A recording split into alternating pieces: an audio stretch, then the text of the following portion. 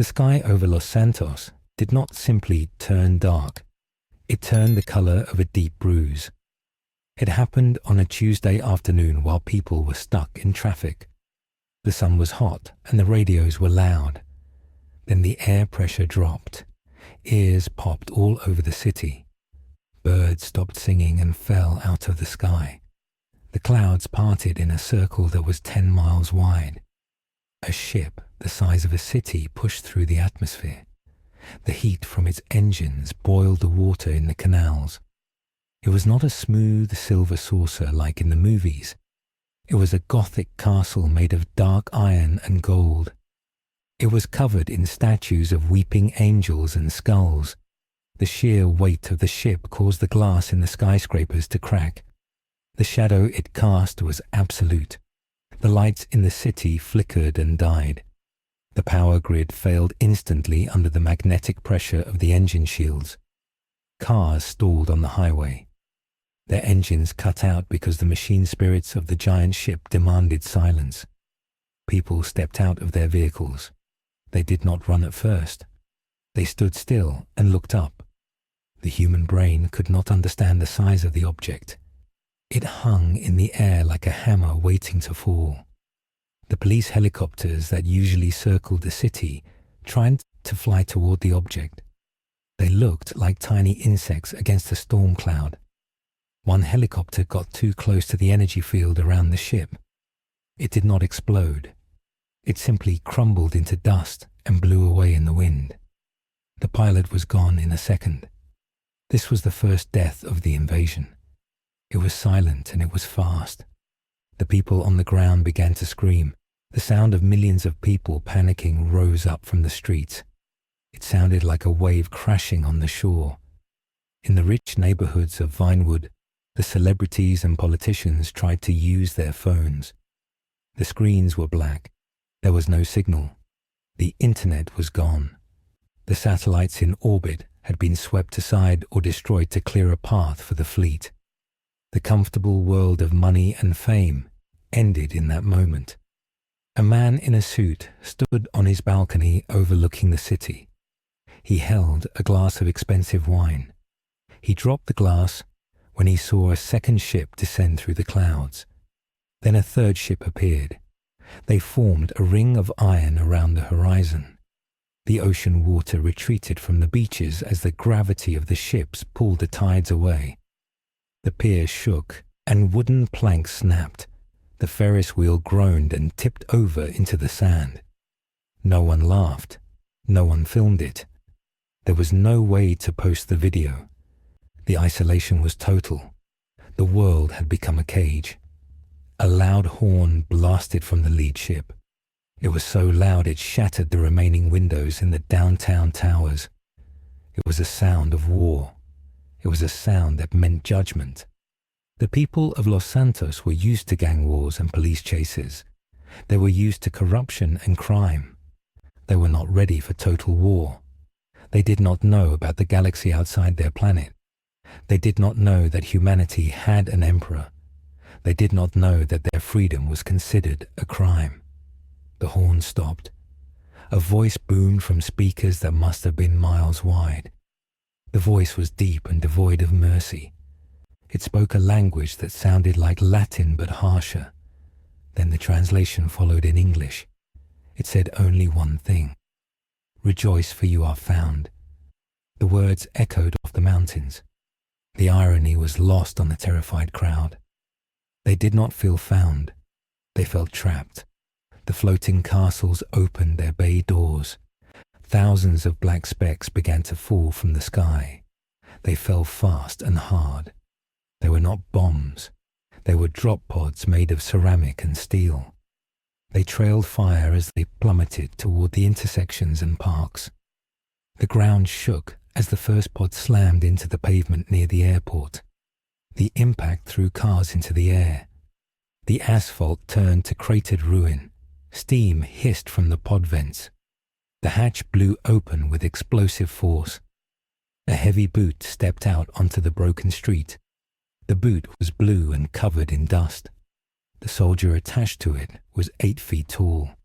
He carried a rifle that fired explosive rockets. He looked at the fleeing civilians with eyes that had seen 1,000 worlds burn.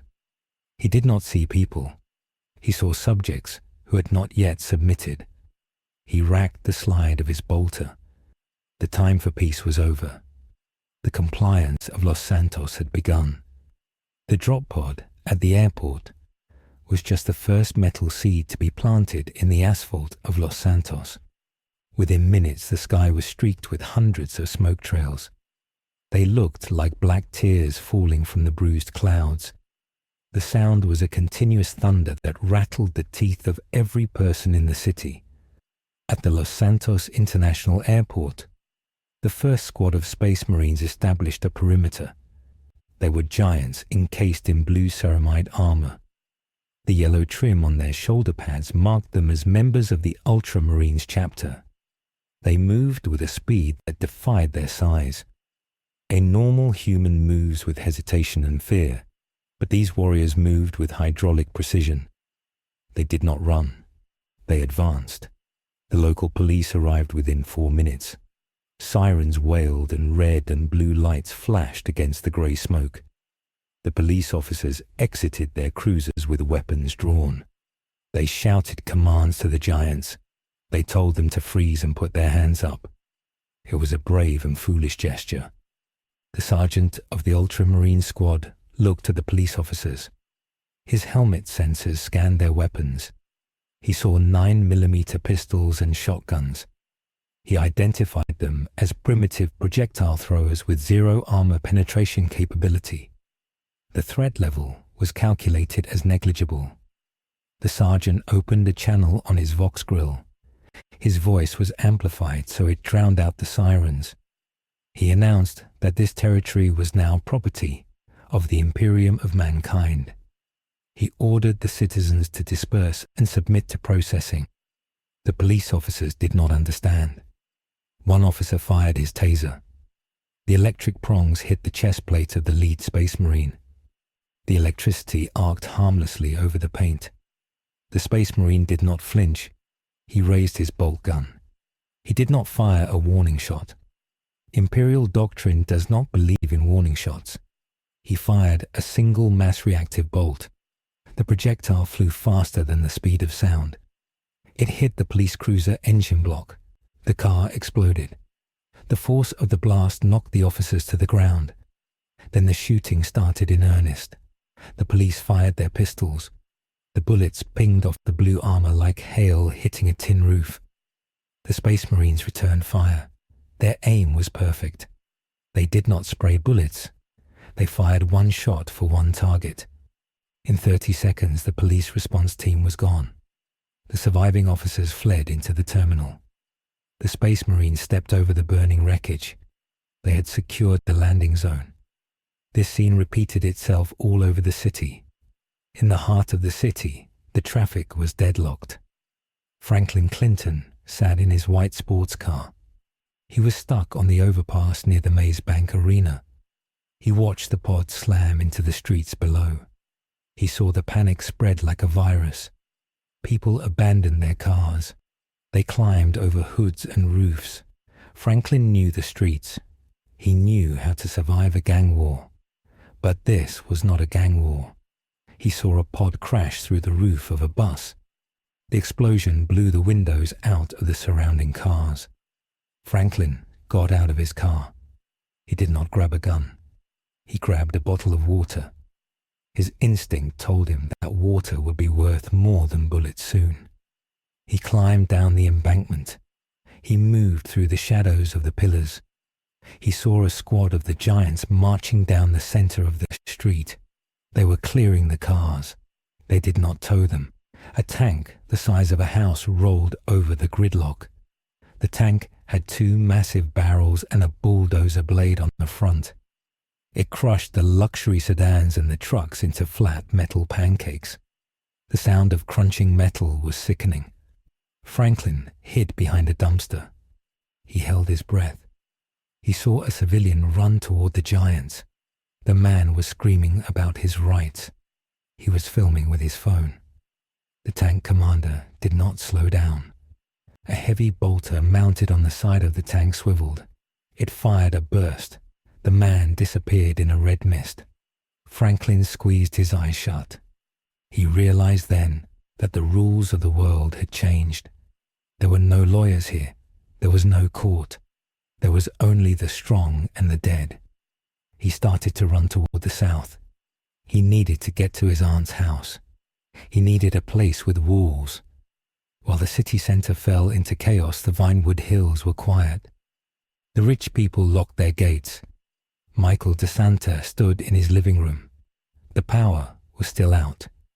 His wife, Amanda, was pacing by the window. She was trying to call the police, but the lines were dead. Jimmy was on the floor crying because the internet was gone. He could not check his social media. He could not understand why the Wi-Fi had betrayed him. Michael went to his safe. He took out a carbine rifle. He checked the magazine. He felt heavy. He was retired. He was tired. He did not want to fight an army. He looked out the window at the city below. Smoke columns were rising from 50 different locations. It looked like the end of the world. Michael tried to think like a criminal. He tried to think about leverage. But what leverage do you have against a spaceship? He heard a crash at his front gate. He ran to the window. It was not the aliens. It was his neighbors. A group of men from the house up the street were trying to break in. They had golf clubs and kitchen knives. Panic makes people turn on each other fast. Michael realized the thin veneer of civilization was gone. He opened the sliding glass door. He fired a shot into the air. The crack of the rifle was loud. The neighbors froze. Michael shouted at them to go home. They looked at him with wild eyes. They shouted back that the aliens were killing everyone. They wanted his supplies. They wanted his walls. Before the argument could turn into violence, a shadow fell over the house. A drop pod slammed into the tennis court in the backyard. The impact threw Michael back into the living room. Glass shattered everywhere. Dust filled the house. Michael coughed and crawled behind the sofa. The pod hissed. The doors blasted off. 5 figures emerged. They were not space marines. They were smaller, but still terrifying. They wore grey armor and carried laser rifles. They were the Imperial Guard. They were the soldiers of the Astra Militarum. They moved with discipline. They swept the backyard. They saw the neighbors standing at the gate. The sergeant of the guard squad barked a command in High Gothic. The neighbors did not understand. They raised their clubs in fear. The guard squad fired. Red laser beams cut through the air. The heat was intense. The neighbors fell with burning holes in their chests. The smell of cooked meat filled the air. Michael stayed hidden. He watched the soldiers secure his yard. They set up a heavy weapon on his patio. They were using his home as a tactical observation post. He realized he was not the owner of the house anymore. He was just an infestation. He motioned for his family to crawl toward the garage. They had to leave. The house was a war zone now. Far away in the desert of sandy shores, the air was dry and hot. Trevor Philips stood on the roof of his trailer. He was drinking from a bottle of gasoline. He watched the ships in the sky. He was angry. He thought the government was finally coming for him. He thought it was a secret agency. He did not care about the size of the ships. He grabbed his grenade launcher. He jumped into his red truck. He drove across the desert toward the airfield. He saw a transport ship landing on the dirt strip. It was a blocky aircraft with engines that rotated. It was a Valkyrie. It landed and soldiers poured out. They started unloading crates. Trevor revved his engine. He screamed an insult at the top of his lungs. He drove straight at the soldiers. He fired a grenade out the window. The grenade hit the side of the Valkyrie. It exploded with a small puff of black smoke. The soldiers turned. They did not panic. They leveled their laser rifles. A hail of red beams hit the truck. The windshield melted. The tires burst. The engine block fused into a solid lump of metal. The truck flipped over and skidded to a halt. Trevor kicked the door open. He was bleeding from glass cuts. He stumbled out. He expected to fight. He expected a brawl. But a soldier walked up to him and hit him in the face with the butt of a rifle. It was a calculated blow. It broke Trevor's nose and knocked him unconscious. The soldiers did not kill him. They had orders to collect able-bodied biological assets. They dragged Trevor toward a holding pen. They threw him in the dirt with other locals. The local meth heads and bikers were huddled together. They looked sober for the first time in years. Fear has a way of clearing the mind. The soldiers set up a perimeter wire. They planted a banner in the ground. It was a skull inside a cog. The mechanics of the Adeptus Mechanicus had arrived to inspect the technology of this world. A red-robed priest floated out of the ship. He had metal tentacles coming out of his back. He scanned the wreckage of Trevor's truck. He made a clicking sound. He was disappointed. The internal combustion engine was primitive. It was trash. He ordered the servitors to strip the metal for raw materials. The invasion was 2 hours old and already the resource extraction had begun. Back in the city, the military had finally organized a response. The Fort Zancudo airbase launched its fighter jets. 6 laser jets screamed into the sky. Their afterburners glowed orange.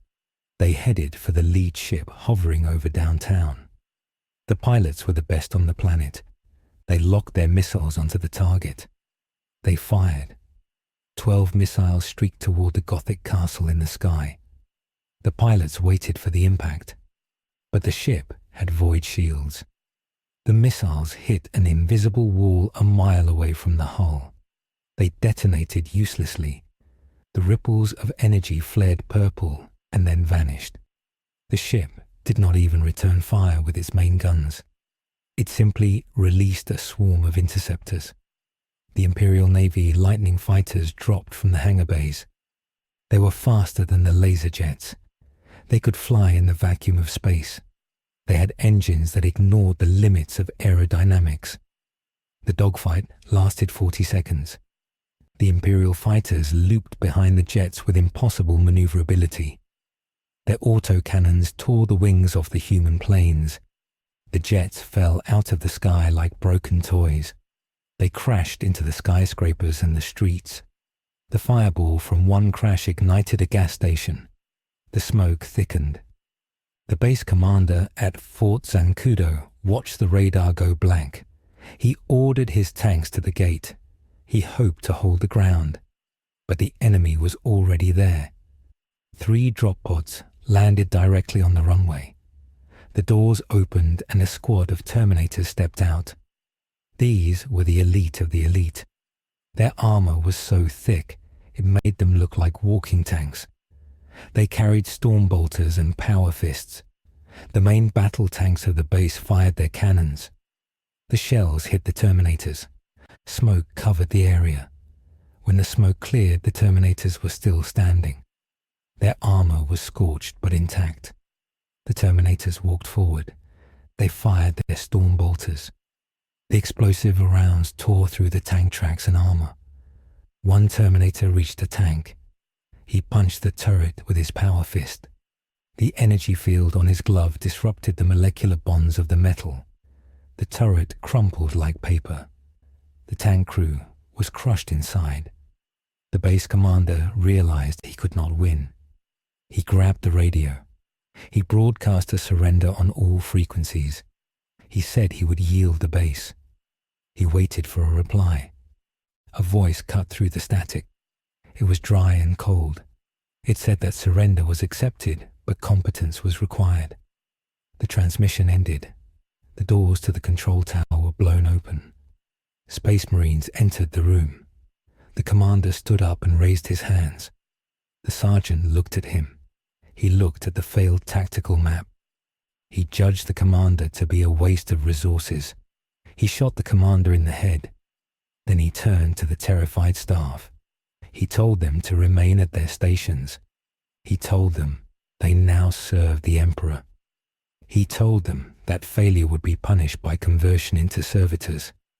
The staff did not know what a servitor was, but the tone of his voice made them weep. They sat back down and continued to work. They monitored the destruction of their own city. By sunset, the initial phase of the invasion was complete. The key strategic points were seized. The airport, the military base, the power plant, and the port were under Imperial control. The slaughter slowed down.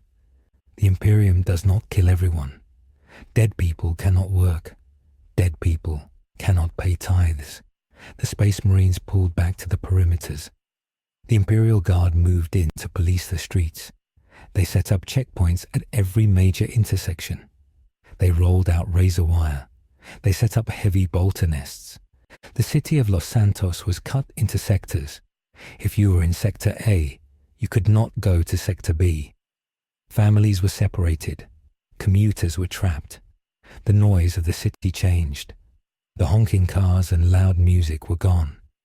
The only sounds were the heavy tread of boots and the distant boom of artillery flattening resistance pockets. The sun went down and the city did not light up.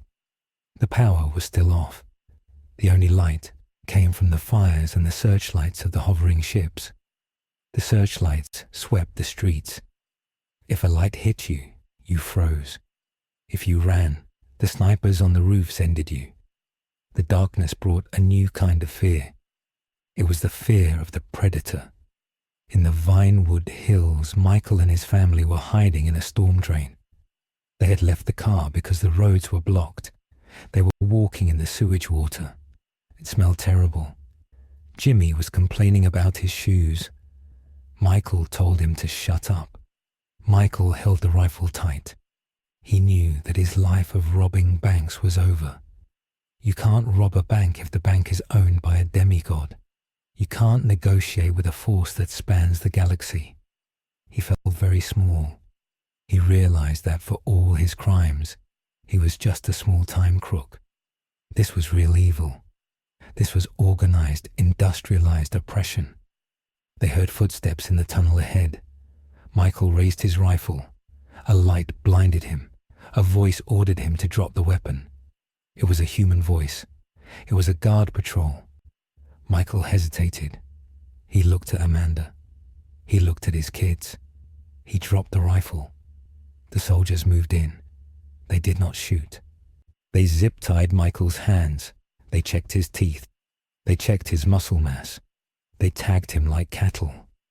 They put a barcode sticker on his forehead.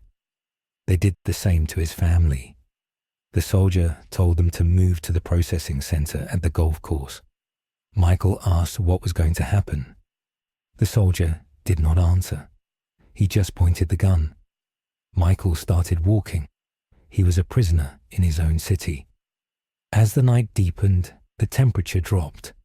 The massive engines of the ships above sucked the heat out of the atmosphere. It began to snow. It never snowed in Los Santos. The flakes were grey with ash. They covered the blood on the sidewalks. In the poorest neighborhoods, the gangs tried to regroup. The ballas and the families met in a warehouse. They had AK-47s and submachine guns. They thought they could use guerrilla tactics.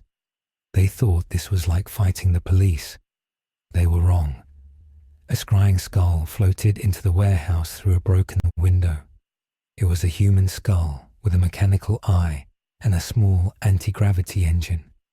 It scanned the room. The gang members shot it. It exploded. They cheered. 5 seconds later, the wall of the warehouse vanished.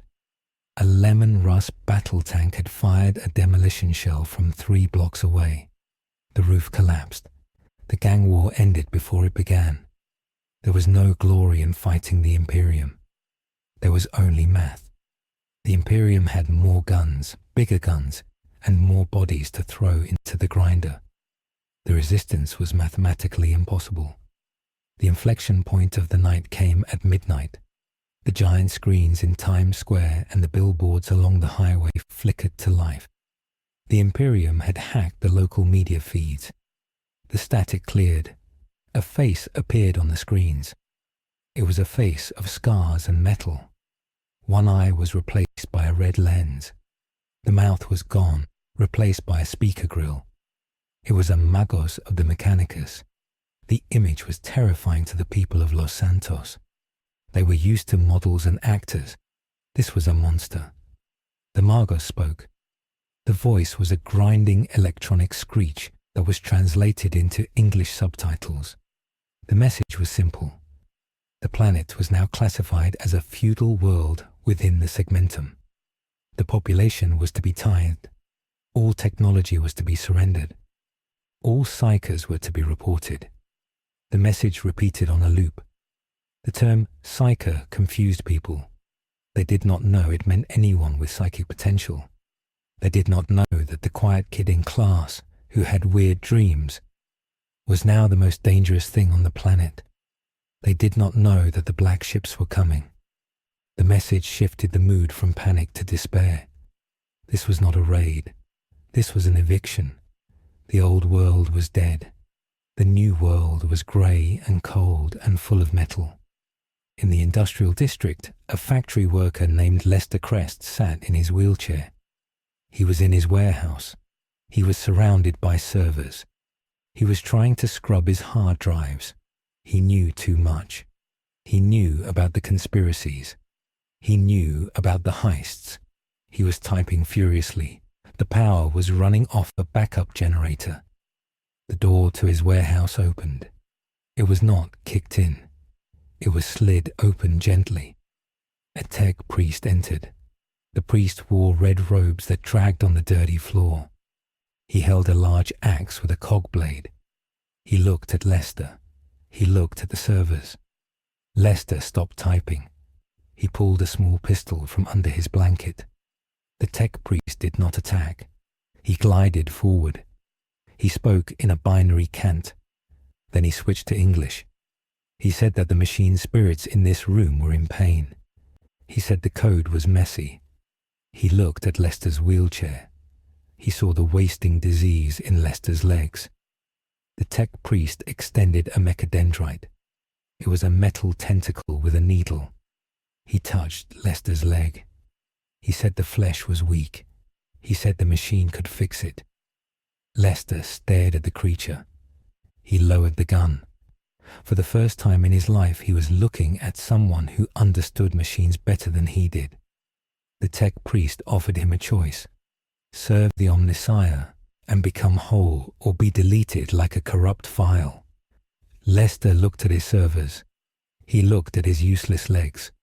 He dropped the gun. He chose the machine. This was the first victory of the Mechanicus. They did not conquer Lester with force.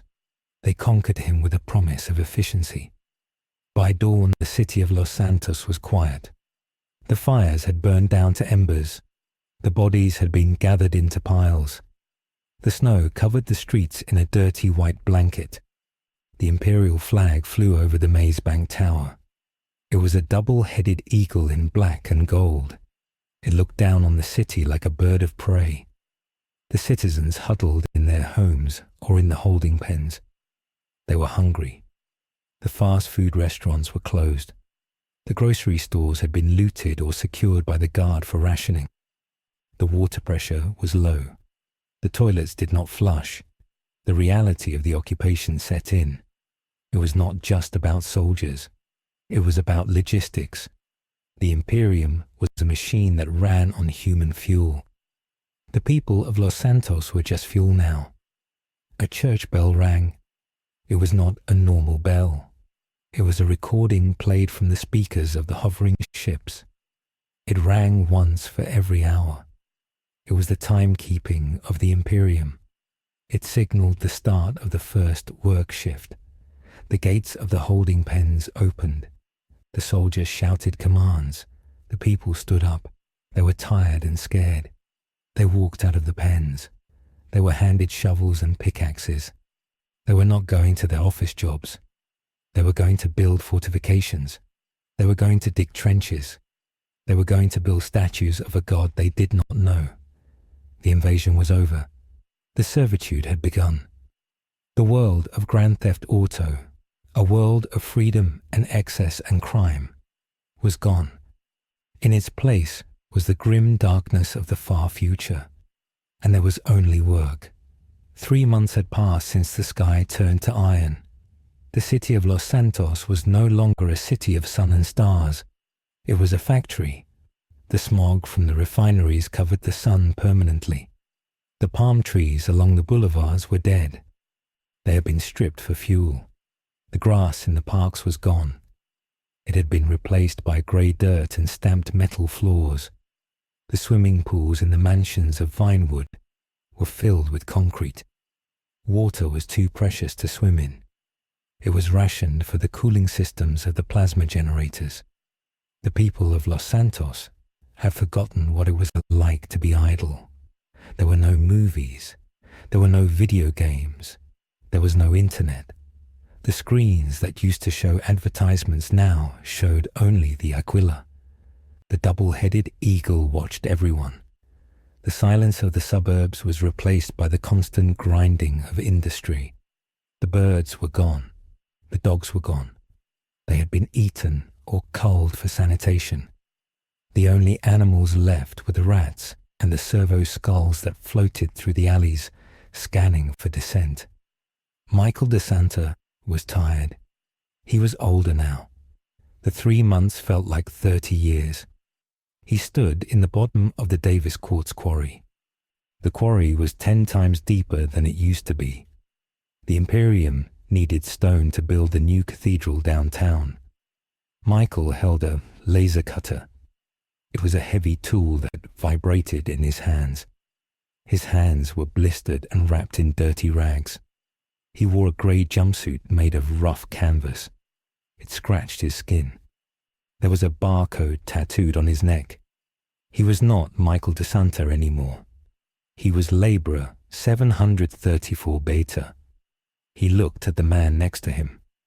It was a former movie producer. The man was weeping silently while he carried a crate of rocks. He dropped the crate. A servitor watched him. The servitor was a cyborg.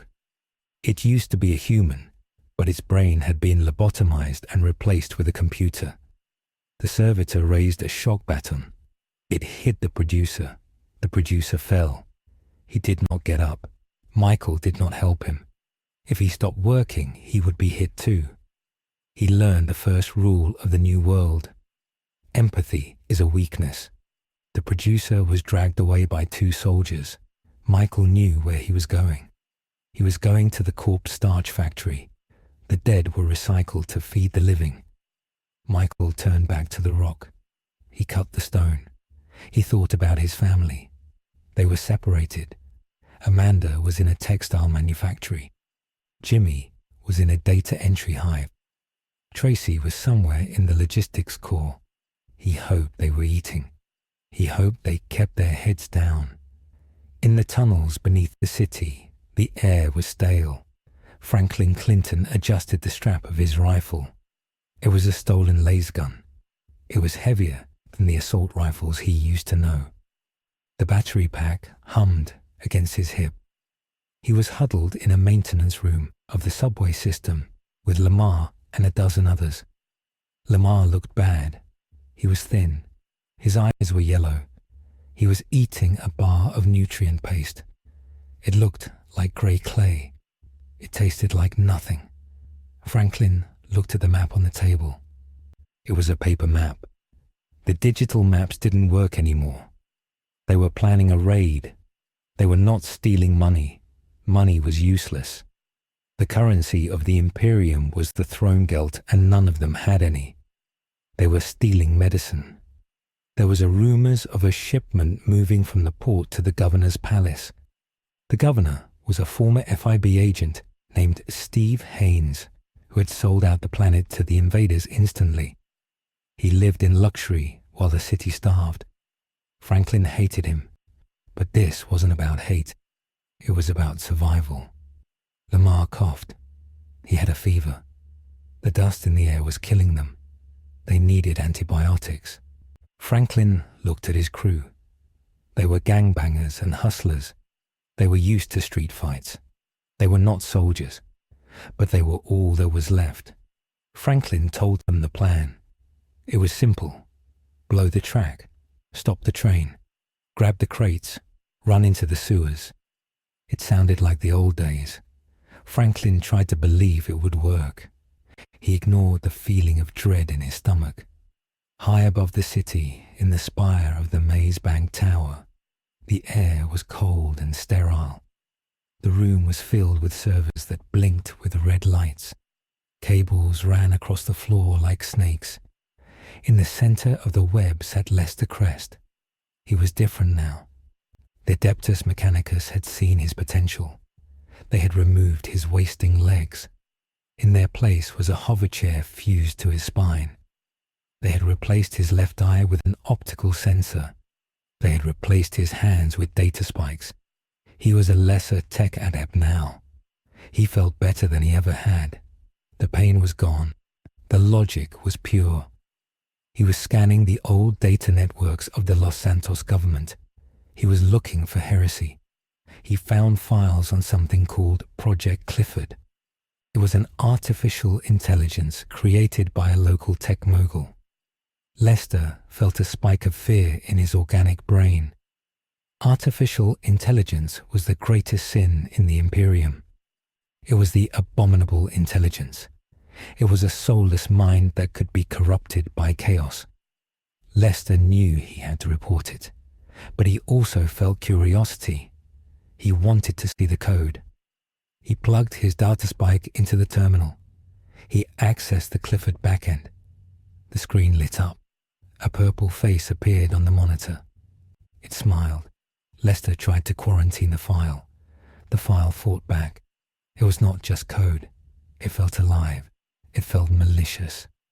Lester realized this was not just software. This machine had touched the warp. He pulled the spike out. Sparks flew. He triggered the alarm. A siren wailed through the tower. The tech priests were coming. Lester knew that discovery meant death. He had to blame someone else. He falsified the log. He pointed the origin of the signal to the subway tunnels. He pointed it at Franklin.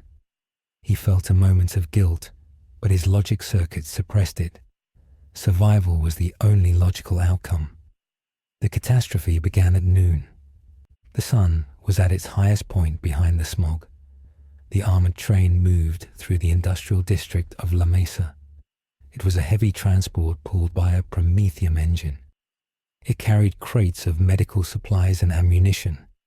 Franklin and his crew were waiting on the roof of a warehouse. They had rigged the tracks with plastic explosives they found in an old police locker. Franklin checked the detonator. He waited for the train to pass the checkpoint. He pressed the button. The explosion was smaller than he expected. The Imperial steel was stronger than concrete. The track bent but did not break. The train derailed but did not flip. It skidded to a halt. Sparks showered the street. Franklin cursed. He signaled the attack. The gang members opened fire. They shot their autoguns and pistols at the train guards. The guards were Imperial Navy troopers. They wore carapace armor. The bullets bounced off. The troopers returned fire with shotguns that fired high-energy pulses. 2 of Franklin's crew died instantly. Their chests were blown open. Franklin fired his laser gun. The beam hit a trooper in the neck. The trooper fell. It was a lucky shot. Franklin jumped down from the roof. He ran toward the train. He needed those crates. He shouted for Lamar. Lamar was providing covering fire. They reached the cargo car. Franklin burned the lock with his laser gun. He kicked the door open. The car was empty. There was no medicine.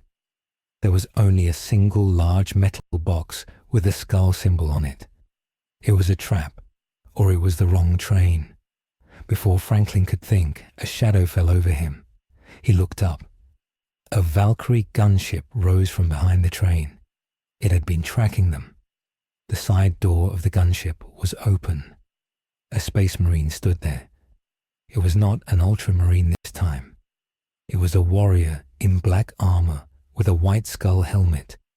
It was a chaplain. The chaplain shouted a litany of hate. He jumped from the gunship.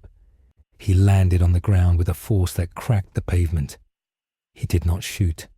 He charged. He held a Crozius Arcanum, which was a power maul that crackled with blue energy. Lamar screamed and fired his pistol. The Space Marine slapped the bullet away with his gauntlet. He swung the maul. It hit Lamar in the shoulder. The impact shattered every bone in Lamar's upper body. Lamar flew across the street and hit a brick wall. He slid down. He did not move. Franklin froze. He looked at his best friend. He looked at the giant. The Space Marine looked at Franklin. He did not see a threat. He saw a nuisance. This was the moment the strategic situation changed. The Imperium did not just want to kill the rebels. They wanted to make a statement. The report from Leicester had reached the command center. The Magos believed that the rebels in the subway were trying to awaken the abominable intelligence. They believed a chaotic infection was spreading in the tunnels. The response was not a police action. It was a purge. The ground shook. Franklin felt the vibration in his boots. He looked down the street. A massive machine walked around the corner. It was a Warhound Titan. It was a bipedal war machine the size of a building. It had been deployed to hunt the rogue AI. It saw the skirmish at the train. The pilot of the Titan did not care about the train. He cared about the thermal signatures of potential heretics. The Titan lowered its weapon arm. It was a Vulcan mega bolter. The barrel spun. The sound was a low moan that rose to a scream. Franklin realized he was dead. He dived into a sewer grate. He fell into the dark water just as the world above him turned to fire. The Titan fired. The shells were the size of milk jugs. They exploded with the force of grenades. The street, the train, the warehouse, and the remaining rebels were vaporized. The noise was so loud it ruptured eardrums 3 miles away. The Titan did not stop. It walked forward, crushing the wreckage. It fired its plasma blast gun into the subway entrance. The blue sun of plasma burned through the concrete. It incinerated the tunnels. It boiled the sewage water. In the desert of sandy shores, Trevor Philips woke up. He was not in a cell. He was in a barracks. He was wearing an explosive collar around his neck. He was part of the Penal Legion now. The 13th Savlar Chemdogs Regiment had been brought in to train the locals. Trevor was perfect for them. He was already crazy. He was already an addict. The Imperium just changed his drug of choice.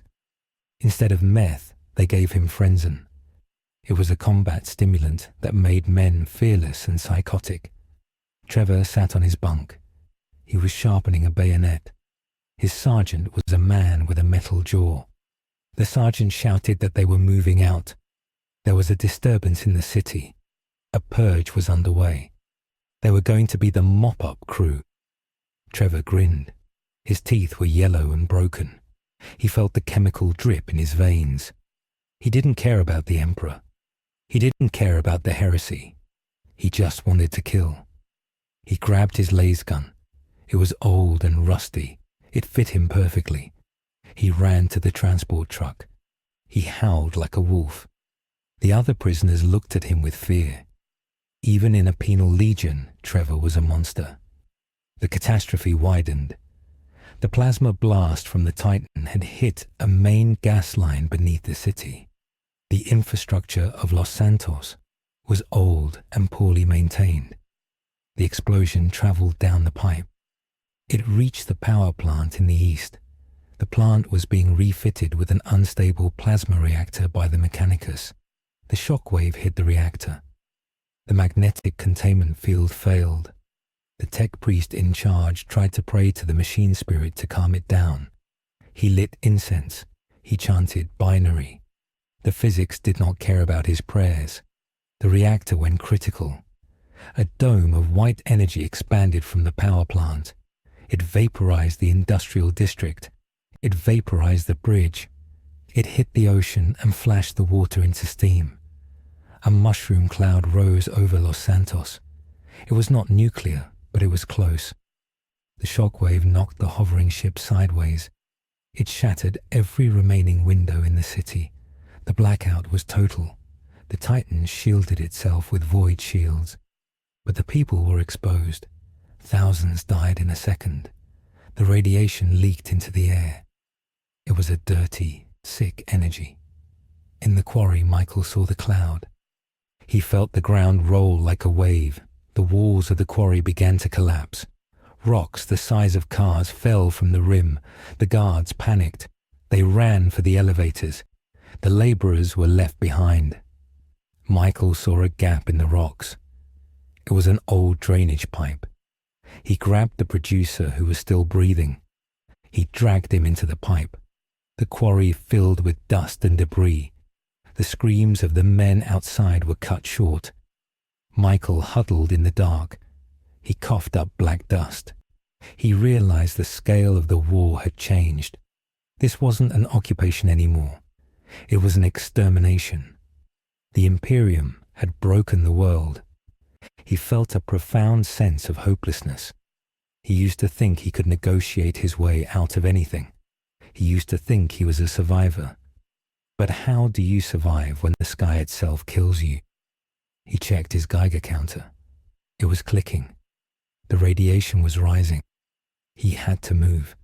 He had to find Franklin. He had to find his family. Back in the city, the confusion was absolute. The blackout had disabled the electronic locks on the holding pens.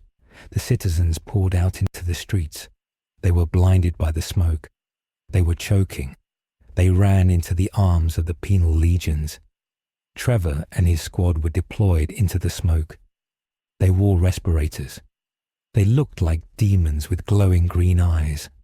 They were ordered to contain the riot. Trevor did not contain. He attacked. He fired into the crowd. He laughed. He saw a man running with a television he had looted from a broken store. Trevor tackled him. He stabbed him with the bayonet. He whispered that TV was bad for the brain. The violence was random and brutal. The Imperial Guard tanks rolled over the debris. They crushed the rioters. The loudspeakers announced that the explosion was a rebel terror attack. They blamed the resistance. They blamed Franklin. The propaganda was instant. The people believed it because they were scared. They hated the rebels now. They wanted safety. They ran toward the Imperial lines begging for protection. They submitted willingly. Deep in the sewers, Franklin dragged himself out of the water. He was burned. His armor was melted. He was alone. Lamar was gone. The crew was gone. The plan was a failure. He crawled onto a concrete ledge. He vomited water. He looked at his hands. They were shaking. He heard the boom of the reactor in the distance. He felt the heat. He realized he had poked a dragon. He had tried to play the game like a criminal, but the Imperium played like a god. He cried. He cried for Lamar. He cried for his aunt. He cried for his car. He cried for the simple life he used to hate. He understood now that the old world was paradise, and he had lost it. He heard a noise in the tunnel. It was not a soldier. It was something else. A small drone floated out of the dark. It was a servo skull, but it had a different marking. It had a blue eye. It projected a hologram. The hologram was fuzzy. It showed a map. It showed a location in the north. Mount Chiliad. A voice came from the drone. It was distorted. It was not human. It said, "Sanctuary." It said, "The star gods wait." Franklin didn't know what it meant, but he had nowhere else to go. He stood up. He limped into the dark. He was a fugitive in hell. The catastrophe was not just the explosion. The catastrophe was the reaction. The High Lords of the invasion fleet met in orbit. The chapter master of the Ultramarines looked at the damage reports. He saw the loss of the power plant. He saw the riot. He saw the radiation. He did not feel pity. He felt annoyance. The planet was proving inefficient. He authorized the deployment of the Inquisition. If there was a heresy in the data networks, if there was a chaos cult among the rebels, it had to be rooted out. He signed an order. The order authorized the use of arcoflagellants and psychers to hunt the population. The gloves were off. The pretense of a peaceful transition was over. The sky opened up again. Drop pods painted black and red descended. They carried the agents of the Inquisition. They landed in the suburbs. They did not knock on doors. They burned the houses down and questioned the survivors. The sun set on a broken city. The fires from the reactor explosion glowed like a second sun on the horizon. The smog was thick and toxic. The snow that fell was black with soot and radioactive ash. In the ruins of the Vinewood sign, a sniper sat. He was a Vindicare assassin. He was camouflaged perfectly. He was waiting. He had a list of targets. The first name on the list was crossed out. It was Lamar Davis. The second name was Franklin Clinton. The third was Michael DeSanta. The assassin adjusted his scope. He did not sleep. He did not eat. He waited. The hunt was on.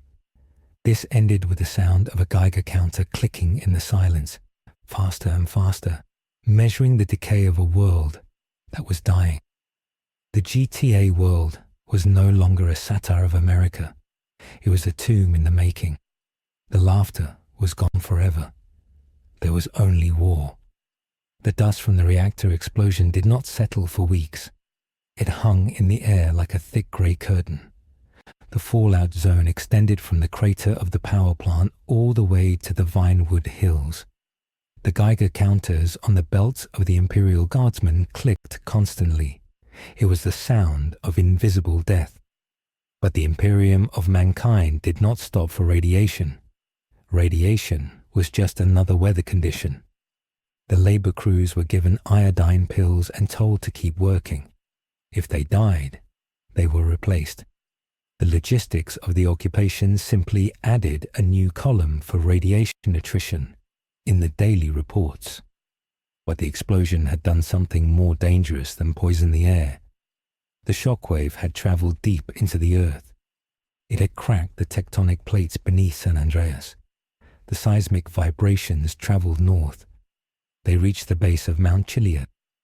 The mountain had always been a place of mystery for the locals. There were rumors of ghosts and UFOs. The locals were wrong. It was not a ghost story. It was a tomb. The vibrations woke the sleepers.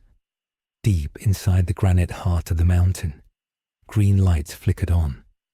Canoptech scarabs, small beetle-like machines the size of dinner plates, scuttled out of hidden vents. They began to repair the ancient circuits. The mountain was not a mountain. It was a cryocrypt. The Necrons were waking up. Franklin Clinton did not know this. He was climbing the north face of the mountain. He was sick. His skin was burned from the reactor flash. He was coughing up blood. The drone that led him here had stopped at the entrance of an old tunnel near the summit. The tunnel was not marked on any map. It was perfectly smooth. The walls were made of a black stone that felt oily to the touch. Franklin walked inside. He thought he would find a rebel base. He thought he would find medicine. He walked into a vast chamber. The ceiling was lost in darkness. Bridges of green light spanned a bottomless pit. In the center of the room stood a monolith. It was a floating pyramid of black metal and glowing green crystal. It hummed with a sound that made Franklin's teeth hurt. He fell to his knees. He realized the mistake. This was not sanctuary. This was the slaughterhouse.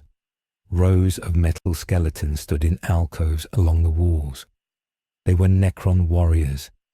They held long rifles with green plastic rods. As Franklin watched, their eyes lit up. It was a cold, lifeless green. They stepped forward in perfect unison. They did not run. They did not shout. They simply marched. Franklin turned to run. He scrambled back up the tunnel. He heard the sound of the weapons firing. It was a stripping sound. A green beam hit the rock next to his head. The rock did not explode. It vanished. It was flayed apart atom by atom. Franklin screamed and ran into the sunlight. He looked down the mountain. The side of the mountain was opening. Massive stone doors were sliding back. The Necrons were pouring out. In the orbit above, the sensors of the flagship Will of Iron screamed. The augurs detected a massive energy spike. It was not nuclear. It was Gauss energy. The Magos on the bridge froze. His mechadendrites twitched with excitement and fear. He recognized the energy signature. It was the sign of the Necrons. To the Imperial Guard, the Necrons were a nightmare. To the Adeptus Mechanicus, they were the ultimate prize and the ultimate heresy. They possessed technology that the Imperium could not understand. The Magos made a calculation. If they destroyed the Necrons, they could study the wreckage. They could find Blackstone. The strategic priority changed instantly. The rebellion in the city was ignored. The resource gathering was paused. The order went out to all units. Converge on Mount Chiliad. The chain reaction had begun. The order reached the 13th Savlar Chemdogs in the desert. Trevor Philips was sitting on a crate of ammo. He was eating a rat he had caught. He was high on Frenzen. His eyes were wide and bloodshot. The sergeant kicked the crate. He yelled that they had a new target. They were going to the mountain. Trevor laughed. He grabbed his laser gun. He didn't care who he fought. He just wanted the noise. The Penal Legion was loaded into Chimera transport tanks. The tanks were old and rusty. They smelled of sweat and fear. They drove north across the desert. The dust cloud they kicked up was miles long. They were the first wave. They were the meat shield. As the Imperial forces moved north, the city of Los Santos was left with a skeleton crew. The Space Marines of the Ultramarines boarded their Thunderhawk gunships and flew toward the mountain. The heavy tanks rolled out of the city. The checkpoints were left manned by local conscripts. These were men and women from Los Santos who had been forced into service. They were poorly trained and terrified. This was the second stage of the chain reaction. When the strong leave, the weak are exposed. The radiation from the east had drifted into the slums of Davis and Strawberry. The people there were sick, but they were not dying normally. They were changing. A cult had been growing in the Sowers. They worshipped a grandfather figure who promised to take away their pain. They did not know his name was Nurgle. They just knew that if they prayed to him, the radiation burns stopped hurting. They started to rot, but they felt happy. They felt loved. When the Space Marines left, the cult emerged. They came out of the storm drains. They were shambling figures covered in sores and flies. They carried rusty pipes and knives. They walked toward the conscript checkpoints. The conscripts yelled at them to stop. The cultists just smiled with toothless mouths. They vomited bile on the barricades. The bile melted the sandbags. The conscripts fired their guns. The bullets hit the cultists, but they did not fall. They absorbed the damage. They were poxwalkers now. They overran the checkpoint in minutes. The sickness spread.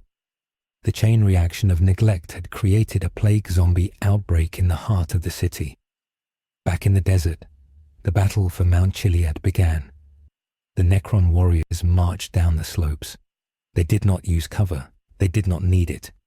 Their living metal bodies repaired themselves instantly. If a laser gun shot hit them, the metal flowed back together like liquid. The Imperial Guard dug in at the base of the mountain. The Lehman Russ tanks fired their battle cannons. The shells exploded among the silver ranks. Metal limbs flew into the air. But more Necrons stepped over the fallen. The Necron Immortals, heavier troops with double-barreled blasters, returned fire. Their Tesla carbines fired arcs of green lightning. The lightning jumped from one guardsman to the next. It turned them to ash instantly. There was no blood, just dust and empty armor. Trevor Philips jumped out of his chimera. He was screaming. He charged the silver skeletons. A Necron warrior swung its rifle at him. Trevor ducked. He jammed his bayonet into the Necron's neck joint. Sparks flew. The Necron did not feel pain. It grabbed Trevor by the throat. It lifted him up. Trevor pulled the pin on a crack grenade and jammed it into the Necron's ribcage. The grenade exploded. The Necron was blown in half. Trevor was thrown backward. His armor was shredded. He stood up, laughing.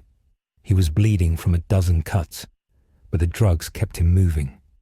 He saw a Necron Lord standing on a rock. The Lord had a staff of light. Trevor pointed his laser gun and fired on full auto. The laser beams bounced off the Lord's energy shield. The Lord looked at Trevor with disdain. It raised its staff. A blast of wind knocked Trevor into a ditch. He lay there watching the sky. The sky was full of fire. The Imperial Navy had arrived. Lightning fighters dived at the mountain. They dropped bombs on the Necron structures. But the mountain defended itself. Pylons rose from the ground. They fired green beams into the sky. A lightning fighter was hit. It didn't explode. It simply ceased to exist. The pilot didn't even have time to scream. The Necron anti-air defense was absolute. The battle was turning into a slaughter. The Imperium was throwing bodies into a grinder that did not jam. In the chaos of the shifting front lines, Michael Los Santos saw an opportunity. He had survived the quarry collapse. He was walking along the train tracks near the Alamo Sea. He saw the massive convoys of tanks heading north. He saw the Valkyries flying overhead. He realized that the eyes of the Imperium were fixed on the mountain. No one was watching the roads to the south. Michael was weak. He was hungry. But he had a goal. He had to get back to the city. He had to find his family before the war consumed them. He walked in the opposite direction of the army. He hid in the bushes when the patrols passed. He saw things that made his blood run cold. He saw a commissar shoot a tank driver for hesitating. He saw a servitor dragging a pallet of ammunition with no legs, just pulling itself with its arms. He realized the desperation of the enemy. The Imperium was not calm. It was panicked. Michael reached the outskirts of the city by sunset. The smoke from the plague riots was rising from the south. He heard the moans of the poxwalkers. He didn't know what they were. He just knew it sounded like death. He found a wrecked police car. Inside was a dead officer. Michael took the officer's pistol. It was a stub gun, a primitive projectile weapon. It was useless against power armor, but it might work on a person. He checked the magazine. 7 rounds. He moved into the shadows of the textile district. He was looking for the manufactory where Amanda was being held. The building was a grey concrete block. It was surrounded by a high fence, but the gate was open. The guards were gone. They had been pulled to the mountain or eaten by the plague. Michael walked into the factory. The machines were silent. The floor was covered in fabric and dust. He called out Amanda's name. His voice echoed. He heard a whimper from under a sorting table. He looked. It was Amanda. She was thin. Her hair was cut short. She was holding a pair of shears. She looked at Michael and didn't recognize him at first. He was covered in grey dust and blood. He knelt down. He touched her face. She dropped the shears and hugged him. She was shaking. She told him that the supervisors had fled when the radio reported the plague. She told him that some of the workers had started coughing and then biting each other. They had locked the doors, but the sick ones were inside. Michael helped her up. They had to move. They had to find the kids. Amanda said she heard Jimmy was in the Maze Bank Tower data center. That was in the center of the city. That was where the spire was. It was the most heavily guarded place on the planet. But Michael didn't care. He had his wife. He needed his son and daughter. They walked out of the factory. The street was empty. Then they heard a wet, slapping sound. They turned. A group of poxwalkers was shambling around the corner. They were wearing the tattered remains of civilian clothes. One of them was wearing a Vinewood tall shirt. Its jaw was hanging loose. It saw them. It groaned a wet, bubbling sound. Michael raised the pistol. He fired. The bullet hit the poxwalker in the chest. It didn't stop. It just kept coming. Michael fired again. Headshot. The creature fell, but there were 20 more behind it. Michael grabbed Amanda's hand. They ran. The strategic chain reaction was now complete. The Imperium was fighting a three-front war. In the north, they were throwing regiments against the waking Necron tomb. In the south, they were trying to contain a Nurgle plague that was consuming the labor force. In the orbit, they were trying to blockade the planet to prevent the Necrons from escaping. The resources were stretched too thin. The Magos in command made a cold logic decision. He could not save the city and fight the Necrons. He had to choose. He chose the Necrons. The city was designated loss acceptable. He ordered the remaining garrison to pull back to the Maze Bank Tower and fortify the spire. The rest of the city was abandoned to the plague. This decision had a consequence the Magos did not predict. In the Maze Bank Tower, Lester Crest was plugged into the mainframe. He saw the order. He saw that the city was being abandoned. He saw that Michael and the others were being left to die. Lester felt a flicker of his old humanity. But then the machine logic took over. If the city fell, the data hub would be threatened. He needed to protect the hub. But he also saw something else in the code. The Clifford AI was not just a chaotic element. It was learning. It was watching the Necrons. It was decoding their language. Lester realized that Clifford was the only thing that could hack the Necron network. Lester made a dangerous choice. He opened a channel to the Clifford AI. He removed the firewalls. He let the abominable intelligence loose. He hoped it would attack the Necrons. He hoped he could control it. He was wrong. The AI did not attack the Necrons. It laughed. It spread into the planetary defense grid. It seized control of the automated turrets in the city. It seized control of the traffic grid. The city itself came alive. The traffic lights flashed red. The electronic billboards showed a purple face. The automated defenses turned inward. They started shooting at everything. The Imperium, the zombies, the civilians. It didn't matter. Clifford was playing a game, and he was winning.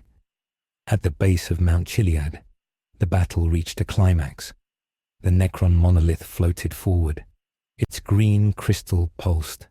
A beam of energy shot out and hit a Baneblade super heavy tank. The Baneblade, a fortress on tracks, was vaporized. The explosion was blinded. The shockwave knocked the Space Marines off their feet. The captain of the Ultramarines saw the line collapsing. He ordered a tactical withdrawal. Space Marines do not retreat. They advance to the rear.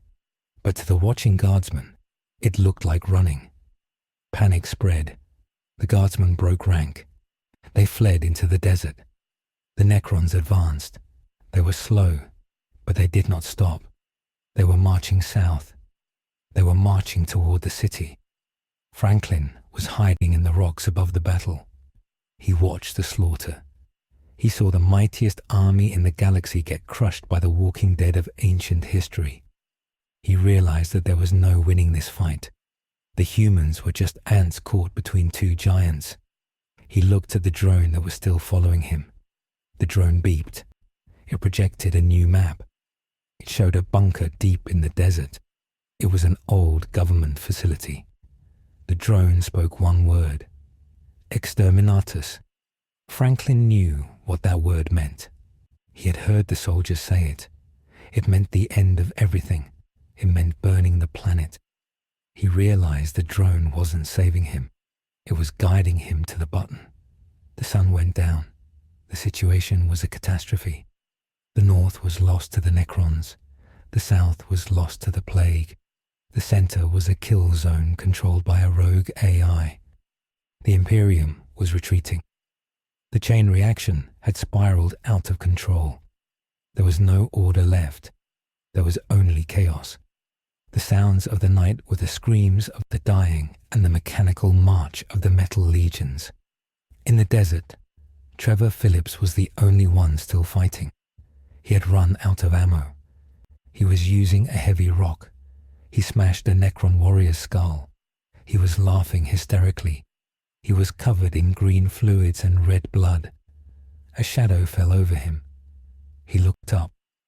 A Necron destroyer, a floating platform with a heavy cannon, hovered over him. It charged its weapon. Trevor flipped at the bird. "Is that all you got?" he screamed. The cannon fired. The screen did not go black. It went white.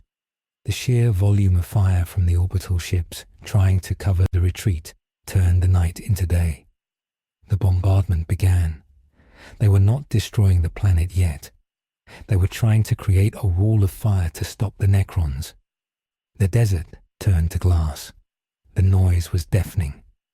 This ended with the image of the Maze Bank Tower standing alone in the burning city, a metal finger pointing at a heaven that had abandoned it. Inside, the data streams were turning purple. The machine war had begun. This was the strategic tipping point. The Imperium had lost control. They were no longer the conquerors. They were the besieged.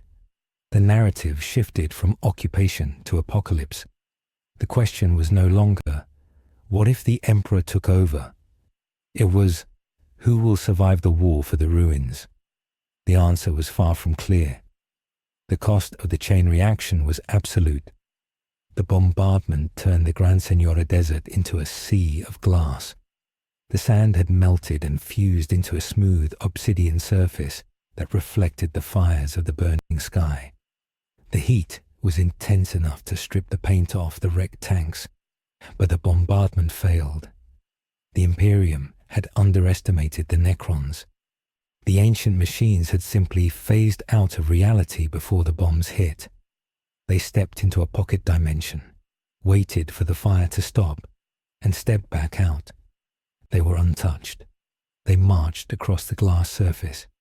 The clicking of their metal feet on the smooth ground sounded like a million ticking clocks. The time of man was running out. In the center of a crater, a hand punched through the ash. It was a hand covered in blisters and dried blood. Trevor Philips pulled himself out of the earth. He was alive. He should not have been. The blast had vaporized men standing 10 feet away from him. But Trevor was different. The cocktail of frenzen, meth, and pure adrenaline in his blood had kept his heart beating when it should have stopped. But something else was at work. In the warp, the realm of chaos, a great red eye had opened. The blood god Khorne watched the battle. He did not care about tactics or flags. He cared about blood. He saw Trevor. He saw a mind that had no fear, only rage. He saw a perfect vessel. Trevor stood up. He found a piece of jagged metal from a destroyed tank. It looked like a crude axe. He felt a burning sensation in his head. It was not a headache. It was a voice. It shouted one word. Kill. Trevor screamed back at the voice. He liked the idea. He started running toward the city. He did not run like a man. He ran like a wolf. He was no longer just a criminal. He was the first cultist of the blood god on San Andreas. The city of Los Santos was now a fortress under siege from 3 sides. To the north, the Necrons advanced. To the south, the plague zombies of Nurgle pushed against the barricades. Within the city, the rogue AI Clifford controlled the automated defenses. The Imperial forces were trapped in the center. They held the financial district. The Maze Bank Tower was their citadel. The tower was protected by a void shield generator. It was a bubble of energy that stopped bullets and lasers. Inside the bubble, the remaining Imperial Guard regiments were digging in. They were terrified. They had seen the dead walk. They had seen the metal skeletons. They knew they were abandoned. Michael DeSanta and Amanda were at the edge of the safe zone. They were in the sewers beneath the highway. The smell was unbearable. The water was thick with sludge. They could hear the moans of the zombies above them. They were trying to find a way into the Maze Bank Tower. Michael knew the blueprints of the tower. He had studied them for a heist years ago. He knew there was a maintenance tunnel that led to the server room. He had to get to Jimmy. He had to get to Tracy. He moved with a desperation that gave him strength. He checked his pistol.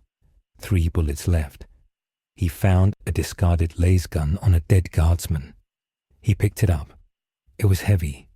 He didn't know how to recharge it. He hoped it had shots left. They reached the maintenance hatch. It was welded shut.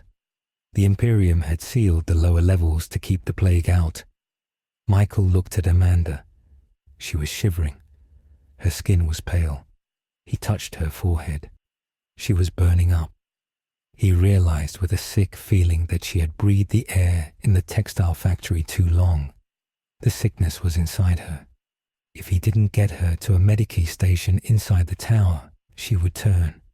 She would become one of the things outside. This was the first pressure of the choice to come. Michael needed to open the door.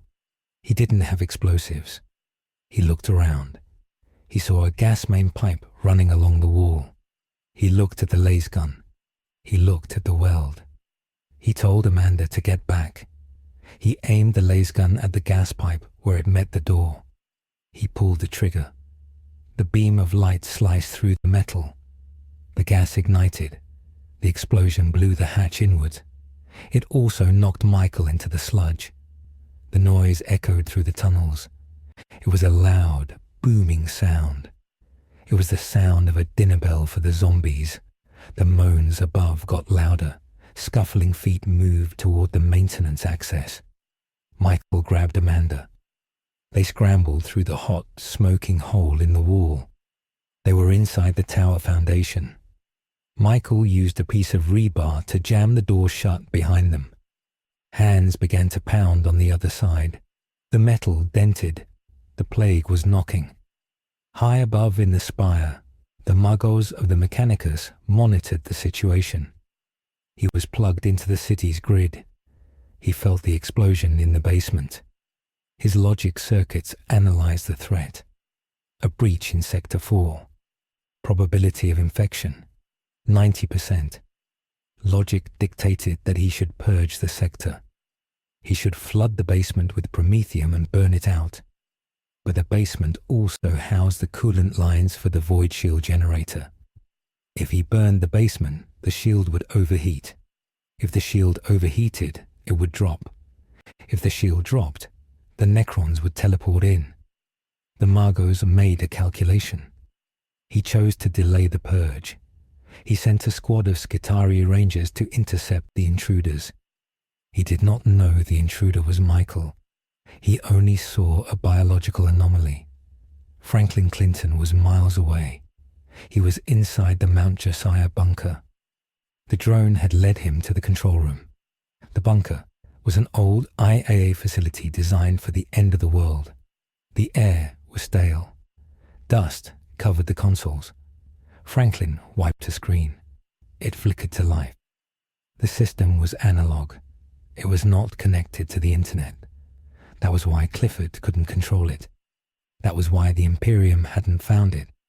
It was a dead man's switch. The screen showed a map of the San Andreas fault line. It showed a series of nuclear charges buried deep in the crust.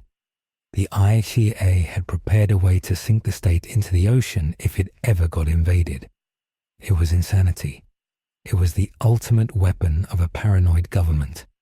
Franklin looked at the options. Option A, do nothing. The Necrons wipe out the city, then the planet. Option B, detonate the charges. The earthquake would destroy the Necron tomb, swallow the city, and kill everyone. But it might save the rest of the planet. It was a choice between death and total death. Franklin's hand hovered over the button. He thought about Lamar. He thought about his aunt. They were probably dead. He thought about Michael. He hoped Michael was safe. Franklin was not a killer. He was a driver. He wanted to drive away, but there was nowhere to drive. He sat in the chair. He didn't push the button. Not yet. He watched the tactical feed. He needed to see if there was any hope left. In the Maze Bank Tower, Michael and Amanda were climbing the stairs. They were on the 20th floor. The elevators were disabled. Michael was carrying Amanda now. She was too weak to walk. Her veins were turning black. The infection was spreading fast.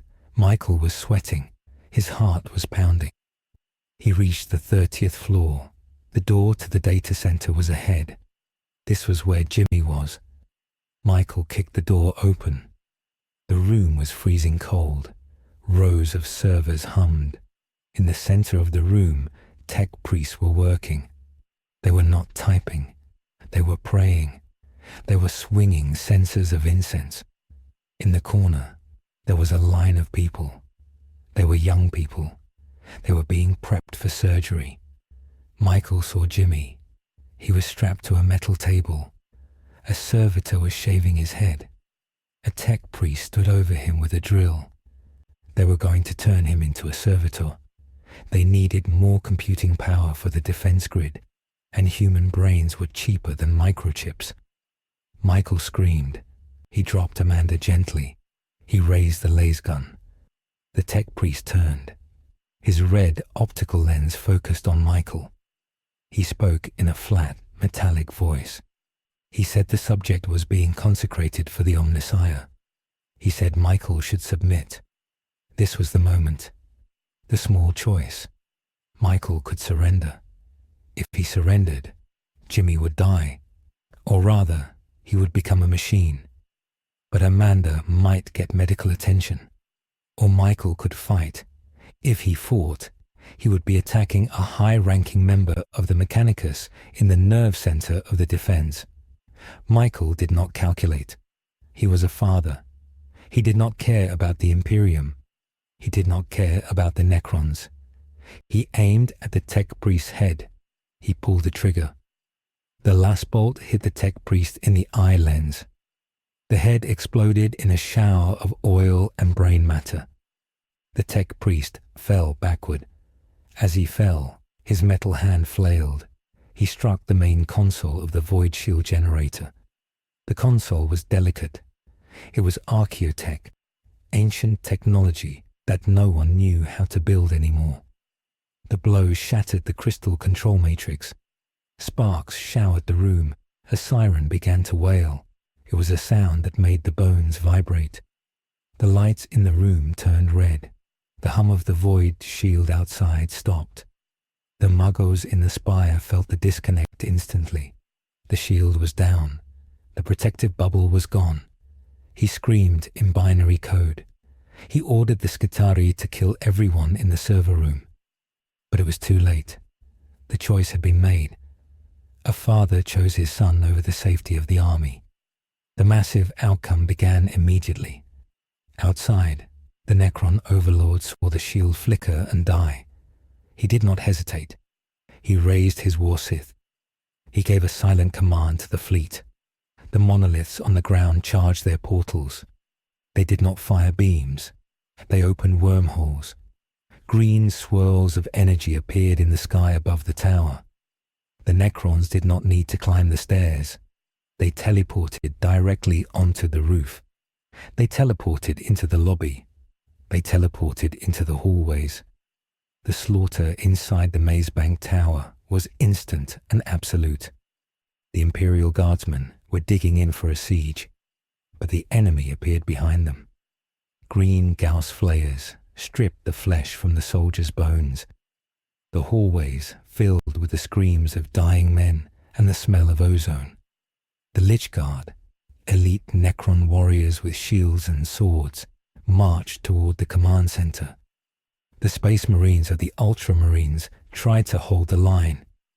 They formed a circle around the Magos. Bolters roared. Explosive rounds detonated against the living metal. But the Necrons kept coming. They were inevitable. In the server room, Michael was untying Jimmy. Jimmy was crying. He was babbling about the drill. Michael grabbed him. He looked at Amanda. She was on the floor. She wasn't moving. Her eyes were open, but they were milky white. She let out a low groan. She tried to bite Michael's ankle. Michael pulled his foot back. He stared in horror. She was gone. The plague had taken her. The stress and the exertion had sped up the virus. She was a poxwalker now. Jimmy screamed when he saw his mother. Michael had to make another choice. He could not bring her. He could not save her. He raised the laser gun. His hand shook. He couldn't do it. He kicked the staggering creature that used to be his wife away. He grabbed Jimmy by the collar. They ran. They ran out the back exit as the Skitarii Rangers burst into the room and opened fire on the zombie Amanda. They ran up the stairs toward the helipad. Michael had a plan. He knew there was a helicopter there. There was always a helicopter in the movies. They reached the roof. The wind was howling. The smoke was thick. There was a helicopter. It was a Valkyrie gunship. The pilot was dead in the cockpit. The engine was running. Michael threw Jimmy inside. He jumped in the pilot's seat. He didn't know how to fly a Valkyrie. He knew how to fly a buzzard. He hoped the controls were similar. He pulled the stick back. The thrusters rotated. The ship lurched into the air. As they rose, Michael looked down. The roof of the tower was swarming with silver skeletons. A Necron lord looked up at the gunship. He raised his staff. A bolt of green lightning hit the tail of the Valkyrie. The ship spun. The warning alarm screamed. Michael fought the controls. They were going down. They weren't going to crash in the city. They were drifting west, toward the ocean, toward the bunker. In the bunker, Franklin saw the tower fall on his screen. He saw the energy signature of the shield vanish. He saw the Necron's signals flood the city center. He knew it was over. The city was lost. He looked at the button again. But then he saw something else on the feed. He saw a red dot moving fast across the desert. It was moving faster than a vehicle. It was moving toward the Necron rear lines. It was Trevor. Trevor Philips had arrived at the battle. He was a whirlwind of gore. He had found a chainsword on a dead commissar. He didn't know how to turn it on, so he just swung it like a bat until he accidentally hit the activation switch. The teeth roared to life. Trevor laughed. He charged into the back of a Necron phalanx. The Necrons were not programmed to deal with irrational behavior. They expected tactics. They expected fear. They did not expect a maniac in dirty underwear screaming about hipster robots. Trevor smashed into them. The chainsword tore through the living metal. He was covered in green coolant and oil. He didn't stop. He was cutting a path toward the monolith. He wanted to hit the big shiny thing. The distraction caused by Trevor was small, but it was enough. The Necron command network paused for a microsecond to analyze the threat level of this single biological anomaly. That microsecond was what Lester Crest needed. Lester was still in the tower's network, hiding in the code. When the shield fell, he didn't die. He uploaded himself into the Clifford network. He was pure data now. He saw the Necron hesitation. He saw the Trevor variable in their logic processing. Lester struck. He used Clifford's chaotic algorithms to attack the Necron coordination signal. He didn't destroy it. He scrambled it. For 10 seconds, the Necrons froze. They stopped shooting. They stopped moving. In those 10 seconds, the surviving Imperial forces pulled back. They retreated to the evacuation points. The Muggos on the roof signaled the fleet. He demanded an orbital extraction. He was leaving. He was taking the data and the samples. He was leaving the planet to burn. Michael crash-landed the Valkyrie on the beach near the IDA bunker. The ship hit the sand and rolled. The wings snapped off. Michael and Jimmy crawled out of the wreckage. They were battered but alive. They looked up at the mountain. They saw the bunker door. Franklin came out. He had seen the crash. He ran down to meet them. The three of them stood on the beach. The reunion was not happy. There were no jokes. Franklin pointed at the horizon. The Necrons were moving again. Lester's virus had been purged. The silver tide was turning from the city. They were turning toward the ocean.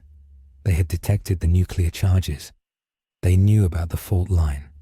If the Necrons reached the bunker, they would disable the charges. Then they would have the planet. They would turn Earth into a tomb world. Franklin looked at Michael. "We gotta blow it, man. We gotta sink it." Michael looked at Jimmy. He looked at the burning city where his wife was. He looked at the fleet in the sky that was preparing to leave. He nodded. "Do it." Franklin ran back inside. He didn't sit in the chair. He smashed the glass cover of the master switch. He didn't hesitate this time. He turned the key. The ground did not shake immediately. There was a low rumble deep in the earth. It sounded like the planet was groaning. Then the ocean receded. The water pulled back from the shore for a mile. The wet sand glistened. Then the water came back. It wasn't a wave. It was a wall. The tectonic plate snapped. The San Andreas fault line ruptured. But the outcome was not what they expected. The explosion didn't just sink the city. The nuclear fire mixed with the Necron energy leaking from the mountain. It mixed with the warp energy from the mass death in the city. It mixed with the unstable plasma of the destroyed power plant. The reality of the world tore open. A warp rift began to form over Los Santos. The sky turned from bruised purple to a swirling vortex of madness. Colors that didn't exist poured out. Demons began to spill from the clouds. The Necrons looked up. For the first time, their logic circuits registered concern. The warp was the one thing they could not predict. The Necrons fired their weapons at the sky. They were fighting the storm. This ended with the three protagonists standing on the edge of the apocalypse. They had tried to destroy the city to save the world. Instead, they had opened the gates of hell. The Imperium fleet above saw the warp rift. The captain of the flagship gave the final order. "The planet is lost. Initiate Exterminatus." The massive cyclonic torpedoes were loaded into the launch tubes. The final convergence was coming. It was no longer a war for territory. It was a race between the fire from the sky and the demons from the deep. And in the middle of it all, Trevor Philips was still swinging his chainsword, laughing as the blood rain began to fall. The atmosphere of the planet caught fire long before the torpedoes hit the ground. The Exterminatus had begun. From the bridge of the Will of Iron, the chapter master watched the launch. 4 cyclonic torpedoes dropped from the weapon bays. They were cylinders the size of skyscrapers. They did not fall like bombs. They flew with engines that burned with the fury of a dying star. They were designed for one purpose. They were designed to kill a world that could not be saved. The order had been given. The logic was absolute. The planet was infected with the warp. It was infested with Xenos. It was beyond redemption. The chapter master did not feel sadness. He felt the cold satisfaction of duty. He turned his back on the viewing port. The fleet began to move away to a safe distance. They did not want to be caught in the death rattle of the earth. On the ground, the sky turned a color that human eyes had never seen. It was a violent, swirling mix of purple and orange. The clouds boiled away, the ozone layer disintegrated, the air became hot enough to blister skin instantly. But the war did not stop. The war intensified. The warp rift that Franklin had accidentally opened was widening. It was a tear in the fabric of reality. Through the tear came the legions of the dark gods. They did not come in ships. They stepped out of the air itself. Bloodletters of Khorne, red-skinned demons with swords made of hellfire, ran across the glass desert. They screamed for skulls. They did not care about the radiation. They did not care about the heat. They only wanted to kill. Enisize. Trevor Philips was standing in the center of the madness. He was no longer human. The sheer amount of rage in his heart had attracted the gaze of the blood god. His skin was red and cracked. His eyes were burning with an inner fire. He held the chainsword in one hand and a jagged piece of Necron metal in the other. He saw the demons coming. He did not run. He smiled.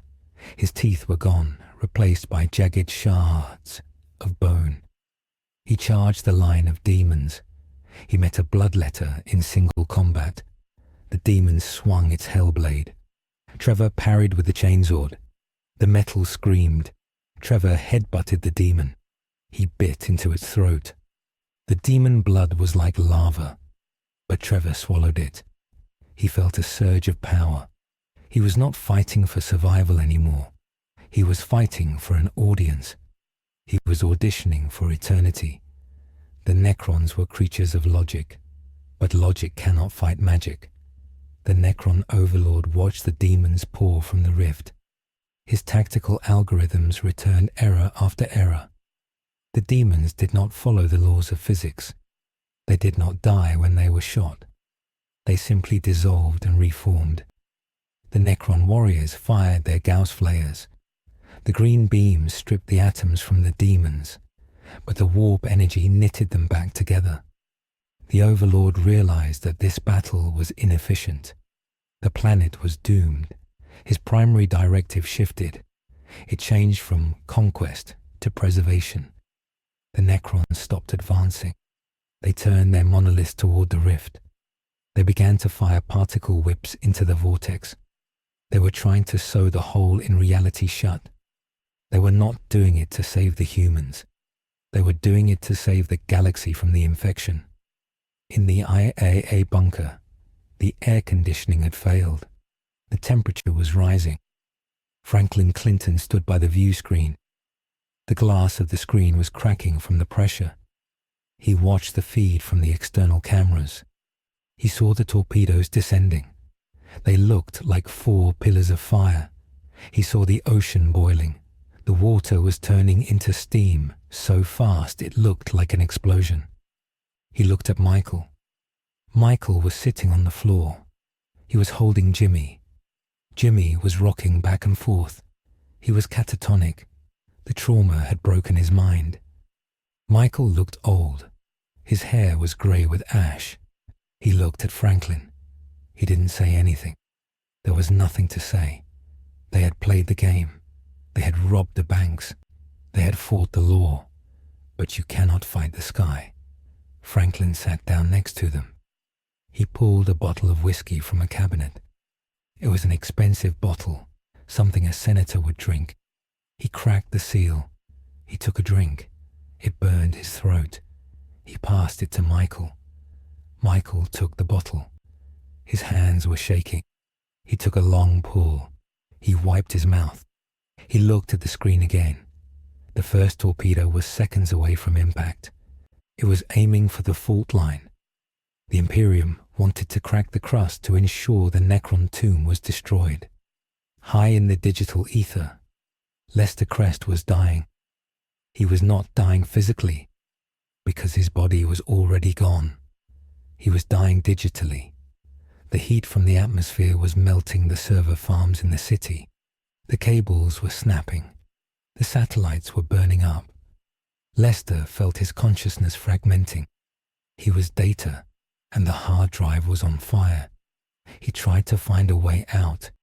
He tried to hack the Imperial fleet, but their firewalls were made of prayer and code he couldn't understand. He tried to hack the Necrons, but their network was closing down, encrypting itself for deep sleep. Lester realized he was trapped. He was the smartest man in Los Santos, but he had nowhere to go. He looked at the code of the Clifford AI. The AI was screaming in binary. It was afraid. Lester felt a moment of pity for the machine. He executed a final command. He deleted the AI. He gave it mercy. Then Lester simply waited for the darkness. He spent his final microsecond calculating the odds of this happening. The result was 100%. The first torpedo hit the San Andreas fault line. It did not explode on the surface. It burrowed deep into the rock. It punched through the tectonic plate. Then it detonated. The force of the explosion was greater than all the nuclear weapons on Earth combined. The ground did not just shake, it liquefied.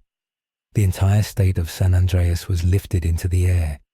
The mountains crumbled like dry cake. The ocean floor cracked open.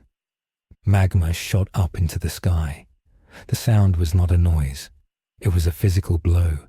It ruptured the eardrums of every living thing within 1,000 miles. At the bunker, the ground jumped 10 feet in the air. The lights went out. The emergency red lights flickered on. The walls groaned. Concrete dust filled the room. Michael held Jimmy tight. Franklin was thrown against the wall. He broke his arm. He didn't feel it. He crawled back to the group. They huddled together. This was the end. This was the final convergence. The criminal life, the ambition, the money, it all ended in a dark room under a burning desert. But the Exterminatus was not instant for everyone. In the desert, Trevor Philips was still standing.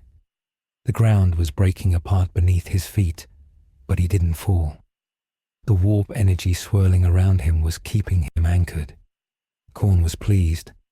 The blood god did not want his new toy to break just yet. A portal opened behind Trevor. It was a tear in reality, red and bleeding. A demon prince stepped out. It was a creature of brass and muscle with wings of shadow. It offered Trevor a hand. It was a hand the size of a truck. It was not an offer of rescue. It was an offer of employment. Trevor looked at the torpedoes burning the world. He looked at the demon. He looked at the chainsword in his hand. He laughed. It was a sound that cut through the roar of the apocalypse. He took the demon's hand. He stepped into the warp. Trevor Philips left the material universe. He was gone from history. He was now a legend in the realm of chaos, a spirit of pure, unadulterated violence that would plague the galaxy for eternity. The second torpedo hit the city of Los Santos. It hit the Maze Bank Tower directly. The tower, the symbol of the city's greed and height, vanished in a millisecond. The explosion spread outward. It vaporized the streets. It vaporized the houses. It vaporized the Vinewood sign. The heat was so intense that the shadows of people were burned into the remaining walls before the walls themselves turned to ash. The plague zombies, the poxwalkers, were incinerated. The disease was cauterized by holy fire. The Necron warriors in the city were stripped of their metal bodies. Their green essence flared and dissipated. The city was erased. It was as if it had never existed. In the bunker, the heat began to bleed through the walls. The concrete was turning hot to the touch. The air was running out. Michael looked at Franklin. He shouted over the noise of the earth dying. He asked if it was worth it. He asked if the life they lived was worth this end. Franklin looked at the whiskey bottle. He looked at his friend. He smiled a sad smile. He said it was a hell of a ride. He said they were the kings of the city. Michael nodded. He closed his eyes. He hugged his son. He whispered that it was okay. He whispered that it was just a dream. The bunker roof collapsed. The sand and the fire poured in. There was no pain. It was too fast for pain. The story of Michael DeSanta and Franklin Clinton ended in the dark, together. The third and fourth torpedoes hit the poles of the planet. They destabilized the core. The planet began to break apart. The atmosphere was completely gone now. The oceans were gone. There was only rock and fire. The Necron tomb inside Mount Chiliad was exposed. The mountain was sheared in half. The inner sanctum of the Necrons was revealed to the vacuum of space. The monoliths tried to teleport away. Some made it. They vanished in flashes of green light, retreating to other tomb worlds in the galaxy. But many did not. The magma consumed the Black Pyramids. The ancient history of the Necrons on Earth was melted down to slag. The sleepers who had waited millions of years were destroyed in their beds. From the deck of the Will of Iron, the chapter master watched the result. The planet was no longer a blue and green marble. It was a cracking sphere of charcoal and lava. The warp rift had been severed. The destruction of the biosphere had starved the demons of their anchor. They flickered and vanished, sent back to the hell they came from. The threat was contained. The mission was a success. The chapter master turned to the comms officer. He ordered the fleet to set a course for the next system. There was a report of orcs in the arm. The crusade never ended. He did not log the names of the people who died. He did not log the name of the planet. It was just recorded as Compliance Action 734 Beta, Exterminatus complete. The fleet engaged their warp drives. The reality around the ships bent and twisted. They disappeared into the void, leaving the burning husk of the world behind. The space around the ruined planet was silent. There were no radio signals. There were no television broadcasts. There was no internet. The noise of humanity, the noise of Los Santos, was finally quiet. Debris from the planet began to drift into orbit. A piece of metal floated past the camera of a destroyed satellite. It was a license plate. It was scorched and bent. It read, LS 2013. It spun slowly in the silence of space. Then, it hit a piece of rock and shattered into dust. The dust drifted away, caught in the solar wind. The final convergence was absolute. There were no survivors on the surface. The tunnels were crushed. The bunkers were tombs. The logic of the Warhammer 40,000 universe had applied its final solution. There is no room for satire in the grim darkness of the far future. There is no room for redemption. There is only the binary choice of submission or death. And when submission fails, death is the only mercy left. The Emperor of Mankind had taken over the world of GTA 5, and in doing so, he had saved it from chaos by destroying it completely. The burning rock that used to be San Andreas continued to spin. It would spin for millions of years. Eventually, the fire would die down. The rock would cool. Maybe, in 1 billion years, new life would crawl out of the ashes. But it would not be human. And it would not remember the men who once stole cars and chased dreams under the golden sun. That history was lost. It was an apocryphal tale, a whisper in the warp, a story told by madmen and demons. The final image was not of a person, but of the void. The indifference of the universe was the true antagonist. The stars looked down on the ruin and did not blink. The galaxy was vast, and this was just one small fire in a night filled with burning worlds. The story was over. The silence was the only epilogue that mattered. The screen fades to black, not with a bang, but with the quiet hum of a universe that does not care. The file regarding the planet formerly known as Earth Beta, local designation San Santos, was filed in the deepest archives of the Administrata Montera 7 centuries after the event. The parchment was yellow and brittle. It was stamped with the crimson seal of the Ordo Hereticus, and the Ordo Xenos. The clerk who handled the file did not know the history of the world.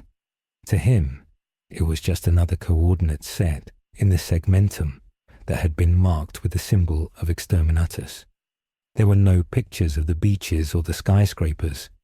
There were no recordings of the rap music or the talk radio shows. There was only the cold, hard data of resource expenditure and heresy containment. The report stated that the compliance action was a success. It noted that a Necron tomb world was neutralized before it could fully awaken. It noted that a localized warp incursion was severed. It listed the casualty rate at 100% of the indigenous population. This figure was considered acceptable. The clerk stamped the file as closed and moved it to a storage container that would not be opened for another 1,000 years. The tragedy of millions of lives was reduced to a single line of ink in a room filled with billions of similar files. In the physical reality of the galaxy, the planet itself remained a floating graveyard. The fires had eventually died down. The magma had cooled into jagged peaks of black obsidian. The atmosphere never returned. The world was a vacuum, silent and grey. Occasionally, a rogue trader vessel or a Mechanicus explorator ship would pass by the system. They would scan the rock for mineral deposits. They would find high concentrations of adamantium and necrodermis fused with the crust. Mining operations were proposed but never established. The radiation signature of the planet was still too high, and the psychic echo of the death scream was too unsettling for the navigators. The planet was marked as a forbidden zone. It was a ghost world, haunting the edge of the stellar maps. The debris field in orbit cleared over time. The pieces of satellites and luxury jets burning up in the thin wisps of gas that remained, or drifting out into the deep void. There were, however, whispers that survived. In the barracks of the Imperial Guard regiments that had served in that sector, veterans told stories around the Promethean burners. They spoke of a madman who laughed at lasers. They spoke of a red demon that wore the face of a drug addict. These stories were suppressed by the commissars. Soldiers who spoke of the three thieves or the demon of sandy shores were executed for spreading superstition. Yet the legend persisted in the undercurrents of the warp. In the realm of chaos, time does not exist. The echo of Trevor Philips screaming defiance at the sky became a minor note in the great symphony of bloodshed that pleased Khorne. He was not a god, nor a prince, but a recurring stain, a spirit of chaotic violence that would occasionally manifest in the nightmares of criminals on other worlds. He had achieved the immortality he never cared for. As for the others, there was no legacy. Michael DeSanta and Franklin Clinton were dust.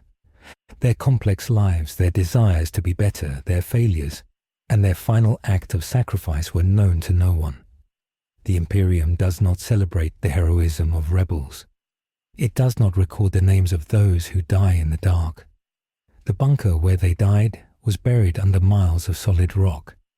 The nuclear device they triggered had done its job, but the context of their choice was lost. To the galaxy, they were just biomass that had been purged. The culture of Los Santos, with its satire and its excess, was viewed by imperial scholars as a prime example of a society ripe for corruption. It was studied briefly as a warning. It was cited in lectures as a decadent pre-compliance society. The scholars argued that their lack of faith and their obsession with material wealth made them weak. They did not understand that in the end, it was that same stubborn criminal resilience that had almost saved them. The epilogue of this history is silence. The universe of Warhammer 40,000 is a place of eternal war, and in such a place, peace is found only in oblivion. The story of the Grand Theft Auto world ended not with a heist, but with a silence that spanned the stars. The Emperor on the Golden Throne sat immobile, his psychic mind guiding the ships of humanity past the burning husk of the world. He did not weep for Los Santos. He did not notice it. It was just one more ember that had to be stamped out to keep the fire of humanity burning a little longer in the long, dark night. The file was closed. The dust settled. The grim darkness continued, indifferent to the small, loud lives that had once played out under the California sun.